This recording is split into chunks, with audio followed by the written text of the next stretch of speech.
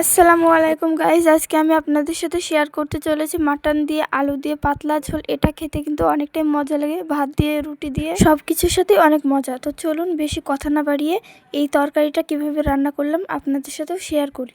এটা রান্না করার জন্য প্রথমে কড়াইতে তেল দিয়ে দিয়েছি আর দিয়েছি টুকরো করে রাখা আলুগুলোতে দিয়েছি হলুদ ও লবণ। এবারে আলুগুলোকে লাল লাল করে ভেজে তুলে নিতে হবে। তারপরে আবার কড়াইতে তেল দিয়ে দিয়েছি গরম মশলা, দারুচিনি। এবার দিয়ে দিতে হবে কেটে রাখা পেঁয়াজগুলো একটু ভাজা ভাজা হয়ে গেলে দিয়ে দেবো বেটে রাখা মশলা বাটাতে ছিল আদা বাটা, জিরে বাটা, রসুন বাটা। মশলাগুলো যখন একটু ভাজা ভাজা হয়ে আসবে তখন দিয়ে দেব হলুদ গুঁড়ো, লবণ। মশলাগুলোকে নেড়ে চেড়ে দিয়ে দিয়েছে জল দিয়ে একটু কষিয়ে আসলে দিয়ে দিতে হবে কাশ্মীরি গুঁড়ো লঙ্কা। তারপরে আবার মশলাটাকে 5 থেকে 6 মিনিট মতো কষিয়ে নিয়েছি। তারপরে দিয়ে দিলাম কেটে রাখা মাটনগুলো। এবার দিয়ে দিলাম কতগুলো গোটা রসুন। এবারে এটাকে অনেকক্ষণ ধরে ভালো করে নেড়ে চেড়ে কষাতে হবে। এটা থেকে তেল ছেড়ে দিয়েছে, দেখতেই পাচ্ছেন।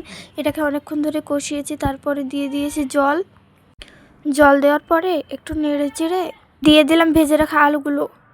এবারে মাংসগুলো যখন সেদ্ধ হয়ে যাবে তখন নামিয়ে নিতে হবে। বিশ্বাস করেন এটা খেতে কিন্তু অনেকটাই মজা হয়েছিল।